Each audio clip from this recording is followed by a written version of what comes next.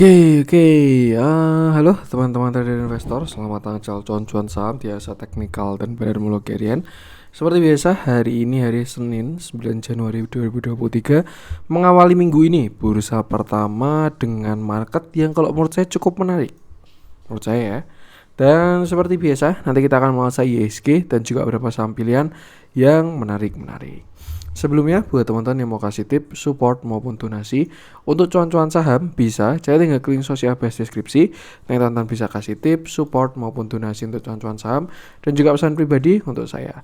Terus buat teman-teman yang ada pertanyaan kritik atau saran, silahkan sampaikan aja, bisa via DM Instagram atau komen YouTube, dan insya Allah setiap pertanyaan teman-teman pasti akan saya jawab kalau saya sudah ada waktu. Juga jangan lupa support terus channel cuan-cuan saham dengan cara like, comment, share, dan subscribe. Karena support teman-teman itu gratis, tinggal klik aja, tapi itu sangat berarti buat konten kreator seperti saya ini. Jangan lupa juga nyalakan notifikasinya karena ada konten setiap hari dari cuan-cuan saham, Senin sampai Jumat seharian, Sabtu dan Minggu konten spesial. Oke, kita langsung masuk ke transaksi di mana transaksi yang masih cukup sepi, 9,8 triliun. Mulai ramai tapi masih cukup sepi ya. Dengan pergerakan asing hari ini pun masih net sell juga. Cuman yang menarik net sell-nya di pasar nego. Sedangkan regulernya sudah net buy. Total net sell hari ini 146,49 miliar. Dominan di pasar reguler 228,12 miliar. Sedangkan di pasar dominan di pasar nego net sell-nya, sedangkan di pasar reguler ada net buy 81 miliar. Cukup menarik. Apakah ini awal mulanya? Kita lihat beberapa bursa di luar sana ya. US sudah terlihat rebound dengan kuat semalam hari Jumat. Hari ini pun juga ketika saya bikin konten, market mereka buka terlihat menguat tipis pagi-pagi. Hampir semua market regional juga bagus. Dan ya ISG menurut saya pun juga cakep. Sudah cukup pergerakan hari ini. Nah, sekarang kita masuk ke saham-saham yang dibeli asing. Yang pertama itu ada Antam, Aneka Tambang. Cukup menarik, masuk top net buy dengan asingnya masuk 101 miliar. Lalu BBCA 90 miliar, Adaro 70,7 miliar, MDKA 64,8 miliar, BPNI 58 miliar, Enak 20,8 miliar, Bevin 20,3 miliar, BBYB 14 miliar, Heri Tractor 10,7 miliar, Inco 8,5 miliar, Cepin 8,1 miliar, Unilever 7,5 miliar, KLBF 6,5 miliar, TKM 5,8 miliar, Era 5,1 miliar, PNLF 3,8 miliar, dan Medco 2,2 miliar. Kita masuk ke saham-saham yang jualan asing. Hari ini ada BBRI 137,1 miliar, yang hari ini cumdit ya BBRI ya kalau nggak salah. Bank Mandiri 68,2 miliar, Astra 40,4 miliar, Goto 28,8 miliar, SMGR 22,9 miliar, Tower 12,9 miliar, BTPS 11,8 miliar, Akra 9,9 miliar, Gia 8,8 miliar, Mika 7,1 miliar, INDF 6,5 miliar, Pegas 6,2 miliar, Cimori 5,8 miliar, Alfamart 5,7 miliar, Indi 5,4 miliar, Mitratel 5,3 miliar, MAPI 5,3 miliar, MNCN 4,6 miliar, Bayan 4,3 miliar, MTEK 3,6 miliar, Telkom 3,2 miliar, Tebik 2,8 miliar, Doit 2,5 miliar, SHWR 1,4 miliar, dan HIL 1,1 miliar. Oke, kita langsung masuk ke marketnya IHSG, di mana hari ini kalau menurut saya menarik. Kenapa menarik? Ya karena pertama juga IHSG ini sudah kemarin rebound di hari Jumat, kena bottom 6.600 sampai 6.500 dan rebound dengan candle yang cukup menarik. Kalau menurut saya kemarin Jumat itu sudah konfirmasi pertama ya, konfirmasi kalau 6.600 sampai 6.500 itu masih menjadi area kuat atau area demand dari IHSG. Minimal itu pullback. Kalau jackpot ya kita reversal, tapi minimal itu pullback ya. Dan ini adalah view pullback dari IHSG, dimana kalau kita lihat saat ini IHSG bigger medium view lah.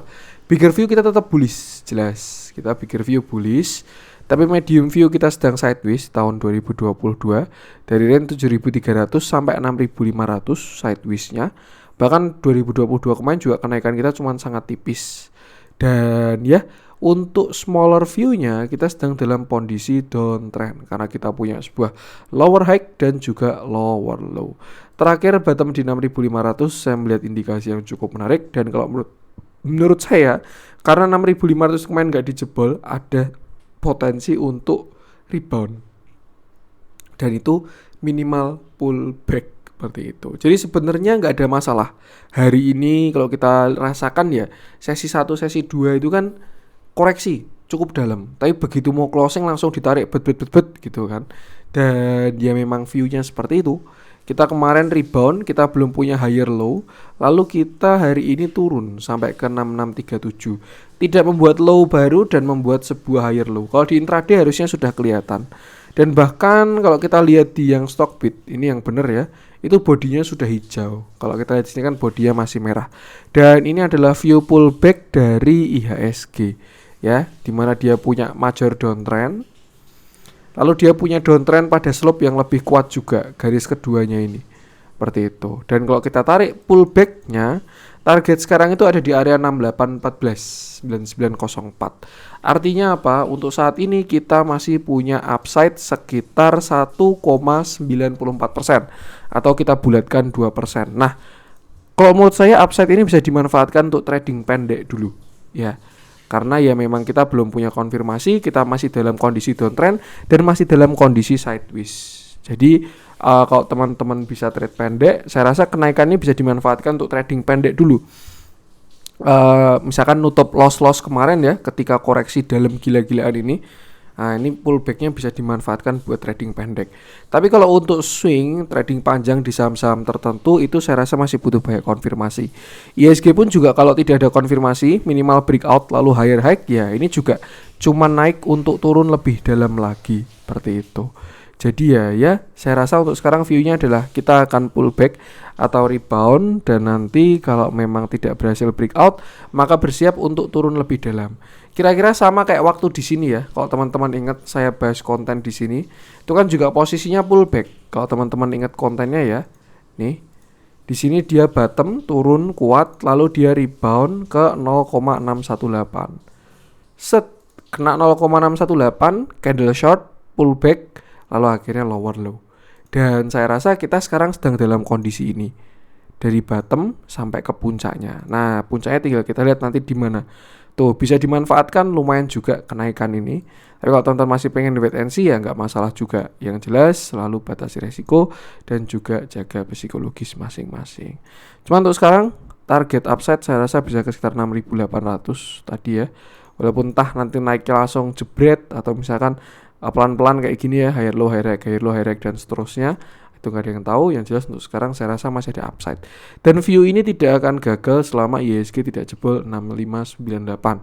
Artinya selama tidak lower low, market ada potensi pullback. Tapi kalau ternyata besok IHSG jebol 6598, ya udah gagal view pullbacknya. Dia masih melanjutkan lower low dan bakal uji area kuat selanjutnya di area sekitar 6500. Dan yang penting sama, selalu batasi resiko. Kalau dirasa market kurang enak, ya karena memang tren kita 2022 ini sideways. Beda ya kalau kita bandingin 2020, 2021, apalagi 2020 setelah kita crash dalam, lalu recover kan enak banget. Saya ingat banget itu istilah-istilah waktu itu kayak yang namanya monyet aja pasti cuan, ya gimana enggak ya. Secara indeks naik 64%. Ini indeks. Kalau misalkan sahamnya beta 1 aja, artinya dia bakal naik 64% juga. Kalau beta 2 itu ya bakal satu bagger karena 120%. Sedangkan kalau beta 3 dan seterusnya ya bakalan semakin gila lagi. 2020 kita uptrend, 2021 sempat sideways lalu berhasil menguat, dan di tahun 2002 ini kita sideways cukup panjang.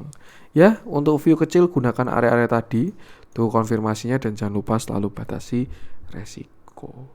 Untuk IHSG, kita langsung masuk beberapa saham pilihan. Kita mulai dari yang dijualin asing aja.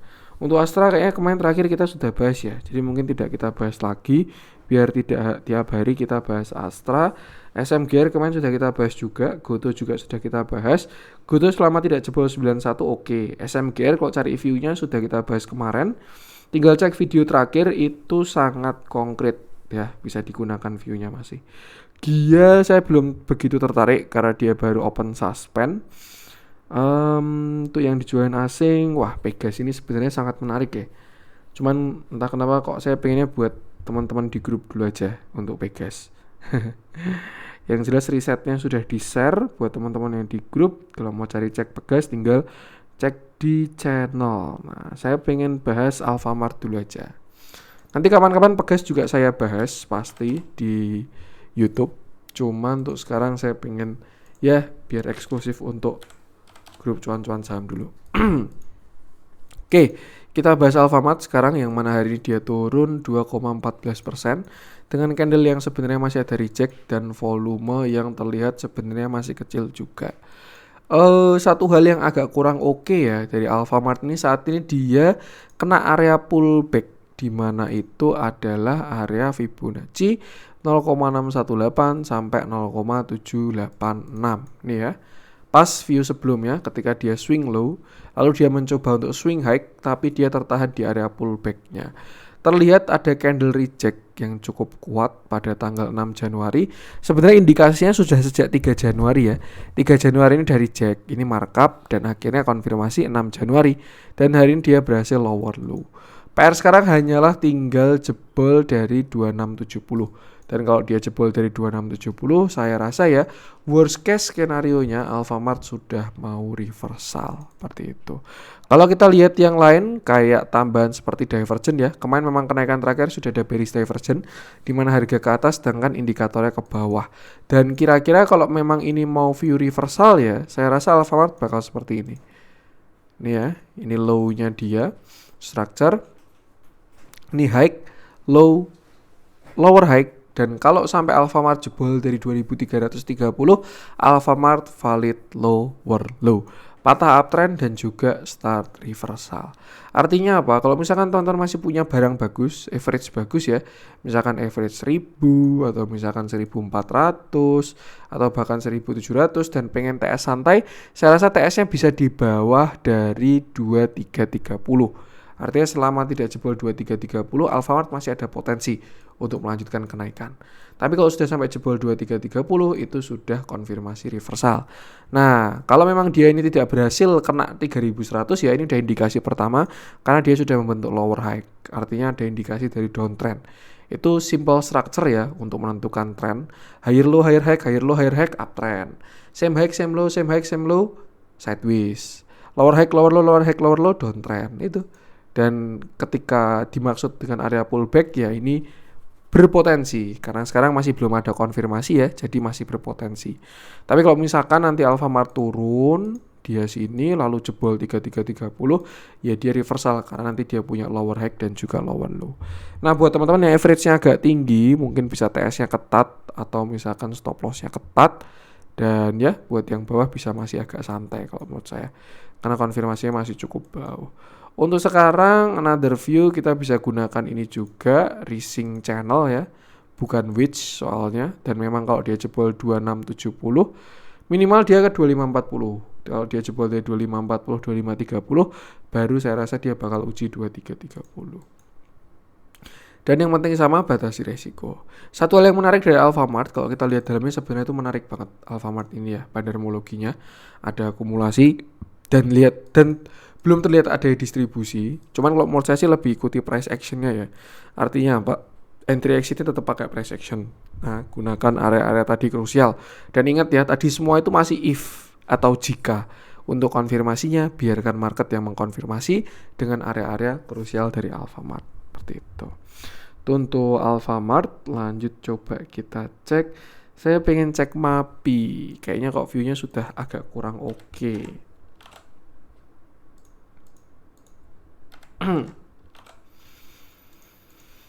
Oke, ya. Gak disayangkan dia gagal breakout ya. Hari ini MAPI turun 1,54% dengan candle yang cukup solid dan volumenya pun juga ada. Ini udah terlihat jelek kalau menurut saya MAPI. Terakhir pun juga sudah saya wanti trailing stop itu di bawah 1370. Dia sudah kena TS dan sekarang sudah mau reversal pada structure yang lebih besar. Terakhir kita bahas MAPI itu kalau nggak salah sampai ke sini ya sekitar 1270. Waktu itu saya bilang MAPI ini sudah patah dari uptrendnya. Nah, kira-kira kan gini ya. Waktu itu dia patah ditambahi juga dengan bearish divergent di mana indikatornya cenderung ke samping sedangkan harganya ke atas. Divergent lemah lah ini kalau cuman ke samping doang itu. Cuman ya sudah indikasi untuk tidak didukungnya market. Setelah itu dia turun, konfirmasi patah uptrend, dan sebenarnya ketika naik ini adalah pullback. Memang masih bisa dimanfaatkan kenaikannya ya, cuman kalau untuk main hold, saya ini upside-nya pun juga masih bagus, 18%, dan kalau nggak salah kemarin juga ada plan-nya. Cuman memang kalau dikasih higher high masih belum. Nah, ini terlihat jelas pattern sekarang adalah double top karena MAPI membentuk sebuah same high, bahkan sama shadow-nya 1530 dan juga 1530.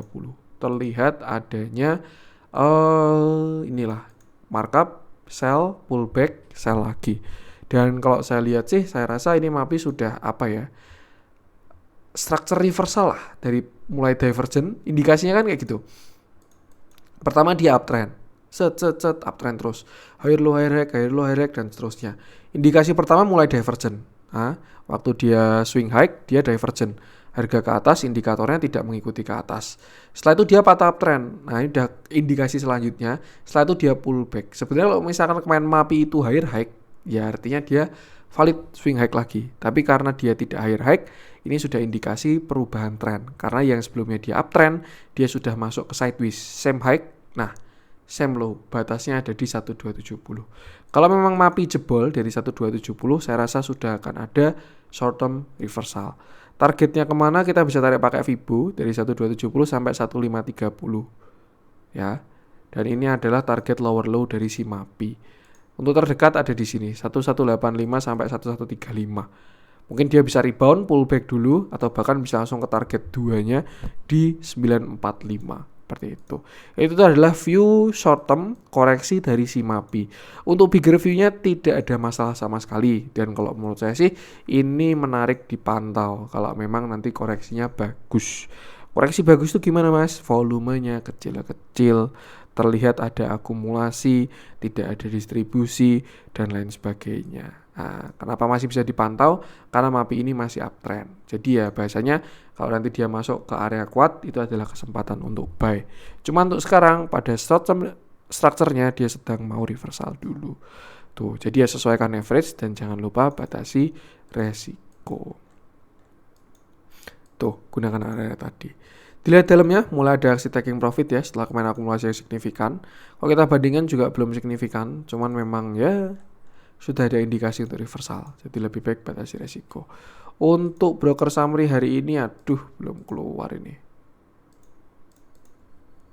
Terjadi distribusi juga dari si MAPI ini. Jadi ya valid ya. Kalau misalkan mau ditunggu konfirmasinya ya ketika dia jebol 1270. Tapi kalau mau diantisipasi ya tinggal diatur-atur sebelum dia jebol. Plus minusnya ada jelas. Dan yang penting sama batasi resiko. Untuk MAPI kita lanjut coba cek si Telkom, belum tertarik ya saya. Kita masuk ke yang dibeli asing aja lah hari ini. Antam itu masih on track ya. Pengen saya update tapi view-nya masih on track. Cuman yang jelas dia kalau closing di atas 2080 cakep ya. Kalau sampai closing di atas 2080 cakep. Dan katalisnya kalau menurut saya malah bukan nikel ini. Antam kayaknya katalisnya gold. Karena goldnya cukup menarik untuk Antam. Sedangkan nikelnya terlihat agak nyungsep ya. Kelihatan MDKA-nya ikut jalan tapi inko-nya nggak jalan. Jadi kayak ya hipotesa lain. Nggak kita bahas dulu Antam. Kita coba cek si MDKA juga sudah breakout. MDKA deh karena dia ada pergerakan signifikan ya. Kalau Antam besok kalau closing di atas 2080 saya bahas. Nah, kalau MDKA berhubung dia sudah breakout kita bahas sekarang. Oke, nah ini adalah view MDKA. Terakhir kita bahas kalau nggak salah sekitar sini ya. Ketika dia swing low, ini adalah kesempatan untuk buy. Dan ya hari ini MDKA berhasil naik 3,5% dengan candle yang cukup menarik dan volumenya pun bagus juga. Yang bagus adalah MDKA sudah berhasil breakout dari downtrend line, di mana dia sebelumnya punya downtrend channel di garis warna hijau ini. Swing high, swing low, swing high, swing low. Dan akhirnya hari ini dia berhasil breakout seperti itu. Selain itu juga MDKA berhasil higher low dan juga higher high karena ketika dia kemarin naik di sini sempat reject dulu turun sampai 4090 membentuk sebuah higher low dan hari ini sudah higher high. Low, high, higher low, higher high. Dan target kenaikannya untuk yang view paling kecil adalah 4550 sampai 4640 itu view paling kecil. Nah, Area tersebut masih area supply dari MDKA di mana dia reject 1, 2, dan kalau memang ini mau jadi ascending triangle ya dia jackpot. Ketiga ini dia bakalan breakout. Tuh, cuman untuk sekarang saya pengen bahas view kecilnya dulu di mana target saat ini adalah 4550 sampai 4640. Nanti kalau misalkan MDKA breakout, dia breakout dari 4610, saya update lagi karena view-nya bakalan jauh. Ya, spoiler kira-kira mungkin 5000 lah, 5000 sampai 5400 target MDKA ini. Kalau break ya dari 4640-nya. Tuh, cuman untuk sekarang ya sini dulu aja, 4550 sampai 4640. Untuk support cukup jauh, saya rasa masih sekitar sini 42 sampai 4000. Seperti itu. Dan ya, yang penting sama batasi resiko. Kita lihat dalamnya hari ini terjadi akumulasi, ke belakang juga MDK terlihat adanya akumulasi setelah kena rebalancing ya. Sebelumnya terlihat indikator menyamping dan akhirnya terlihat ada akumulasi yang cukup signifikan dari MDKA. Tuh, tinggal tunggu konfirmasi aja ketika dia breakout dari 4610 minimal. Tuh untuk MDKA, lanjut coba kita cek. BBB saya belum pengen bahas. Dia masih downtrend akut. Ya, biarkan dulu aja deh. Cepin ini cakep, serius. Kita bahas Cepin deh. Tadi sempat cek TA-nya dan sudah berhasil breakout, sudah berhasil closing. Nah, udah kelihatan ya view-nya ya. Hari ini Cepin berhasil naik 4,17% dengan candle yang sangat solid, volumenya pun juga sangat besar. Ya bukan sangat sih, volumenya besar. Jadi saya rasa bisa mengkonfirmasi candle hari ini cukup besar dibandingkan sebelumnya. Harusnya buat teman-teman yang view-nya daily ya, swing, besok pasti masuk screeningan ini, Cepin ini. Karena berhasil breakout. Setupnya adalah buy ketika dia pullback ya. Kalau dia ke deket 6000 itu adalah buy, retest. Set. Nah, tuh free stock pick. Kalau dikasih pullback ke 6000, Cepin aksinya adalah buy. Nah, sekarang kita bahas view-nya di mana Cepin ini juga cenderung sideways sejak puncaknya di tahun 2019. Sideways dan ya, saat ini dia pun juga belum breakout dari downtrend line besarnya. Cuma ini cukup jauh, masih di sekitar 6900, dan kalau kita tarik sebuah minor atau downtrend pada structure yang lebih kecil, yang bagus adalah sudah berhasil dia breakout kan. Maka dari itu kita bisa tarik sebuah Fibonacci untuk mencari target-target kenaikannya, either itu pullback atau bahkan dia mau higher high. Cuman saat ini saya rasa Cepin sih view-nya masih pullback dulu sih. Kalau menurut saya, karena juga baru diuji 2 kali, 1, 2, 3, biasanya turun sekali lagi. Tuh, baru nanti habis itu breakout kalau downtrend ya. Cuman nggak ada yang tahu juga. Yang jelas ini adalah area kuat dari si Cepin. Kita bisa bikin area sampai 7100, cuman saya rasa 6500 sampai 6600 sudah cukup kuat jadi area resisten dari Cepin. Jadi kalau misalkan bisa Cepin ada kenaikan sampai 6500, satu kali uji itu mungkin bisa sell on strength dulu karena biasanya dia nanti bakalan pullback ke sekitar 5800 lagi. Seperti itu. Yang menarik adalah kalau Cepin berhasil breakout dari downtrend line, lalu dia breakout dari 7800, baru targetnya itu bakalan higher high. Cuma untuk saat ini mindsetnya adalah pullback dulu karena dia juga masih saham cenderung downtrend ya, karena punya sebuah lower high. Seperti itu. Jadi ya batasi resiko. Untuk support sekarang 6000 itu support 1, sedangkan support 2-nya ada di sini. Sekitar 5800 sampai 5600. Tuh, kalau misalkan dikasih pullback 6000 saya rasa cukup menarik kalau untuk cicil buy. Dan target terdekat 6500. Masih lumayan upside ya. Dilihat dalamnya, price action cakep dikonfirmasi dengan akumulasi sejak bulan Juni 2022. Sideways-nya Cepin ini disertai akumulasi. Ya, yang perlu diperhatikan ketika sideways adalah transaksinya. Apakah sideways itu akum atau distribusi? Dan kalau kita lihat di sini, Cepin ini sideways-nya adalah akumulasi. Ya, kita bisa lihat berdasarkan indikator terlihat adanya akumulasi dari Cepin ketika dia sideways. Dan breakout dengan volume ya ini valid banget sih. Kalau mau entry amannya di dekat 6000. Kalau dikasih pullback harusnya cakep. Saya rasa dua view-nya Cepin ini, antara besok dia langsung FOMO naik ke 6500, baru habis itu dia retest 6000. Kalau enggak ya berarti besok dia turun dulu, kena profit taking pagi-pagi, nanti lusa baru koreksi 6000 baru ke targetnya. Tinggal yang mana dia bakal jalan, tinggal kita lihat nanti perjalanannya. Untuk Cepin, lanjut coba kita cek. PNLF belum pengen saya bahas. ESA kemarin udah kita bahas ya. Kalau teman-teman cari view ESA bisa cek video kemarin aja. Medco belum jebol 990, so far so good. LPPF koreksinya cukup lumayan, belum pengen saya bahas. Saya pengen masuk ke yang merah-merah aja hari ini. Siapa tahu ada yang menarik. WSKT kita coba bahas deh. Sebenarnya kalau misalkan ditanya, Mas, WSKT kenapa turun terus, kenapa ARB terus, ya jawabannya tuh as simple as downtrend. Ya, ini saham downtrend. Dah cukup, itu nggak ada masalah sama sekali. Dia turun sehari ARB, 2 hari ARB, bahkan nanti kalau udah tidak ada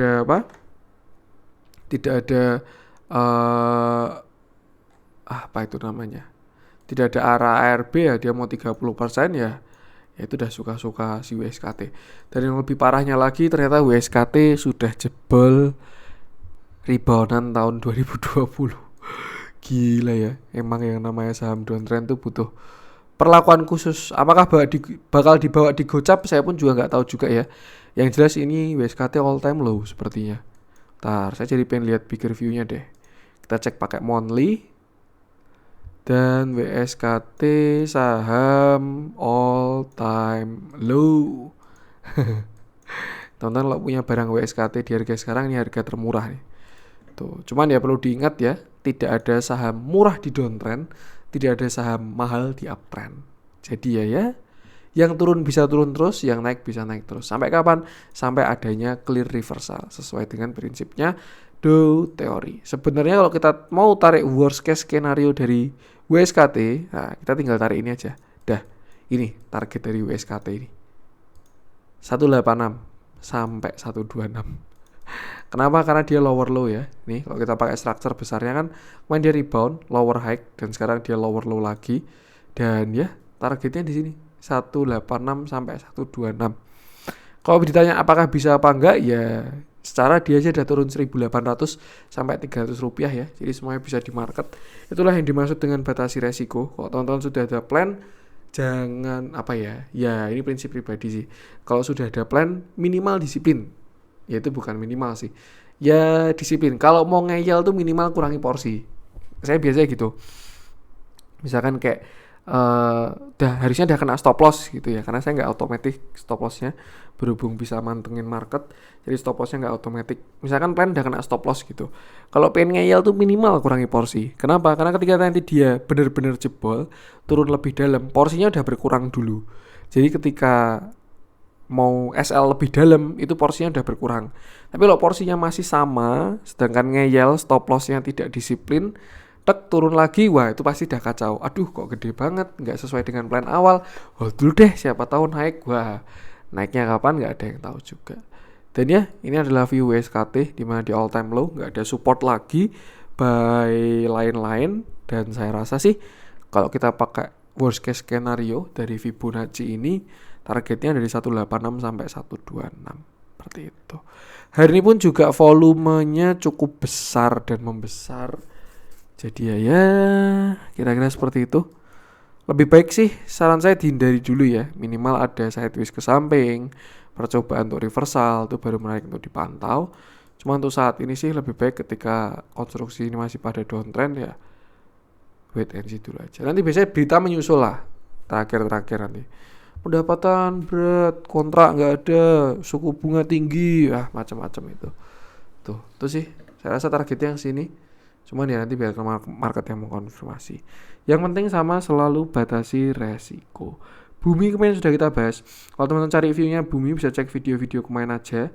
Saya pengen cek ADMR aja deh, karena ini kalau menurut saya juga cukup penting ya. Kalau sampai jebol bisa dalam ADMR ini. Oke, ini adalah view ADMR yang sangat disayangkan ya. Bullish-nya kemarin gagal. Saya juga cukup sayang.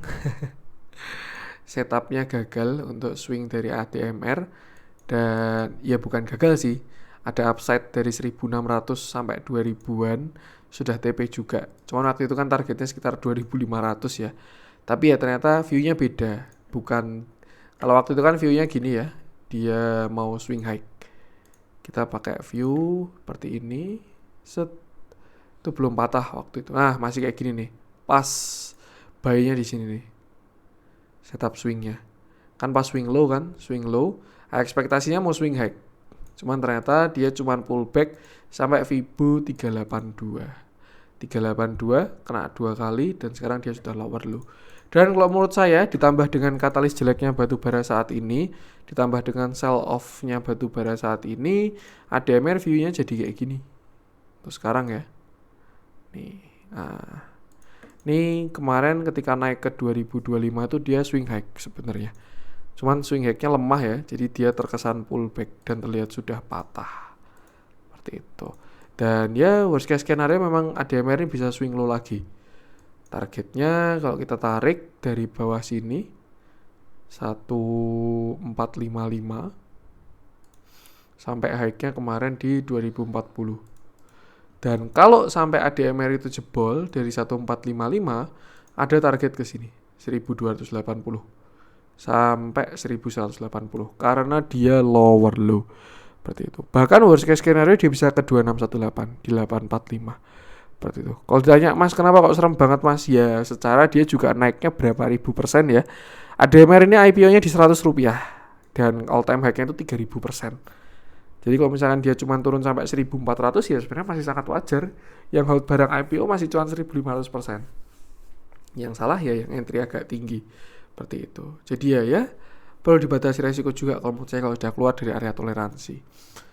Untuk sekarang last defense-nya adalah 1455. Itu ada low structure-nya dia.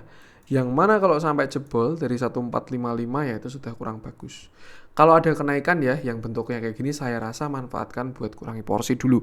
Misalkan dia rebound 1455 naik sampai 1625, itu manfaatin buat kurangi porsi dulu.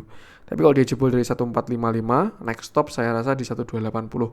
Saya setuju karena itu juga pas area kuat ya. Ditambah ada gap, area konsol, target lower low, ini bakal menarik kalau spekulatif buy di sana.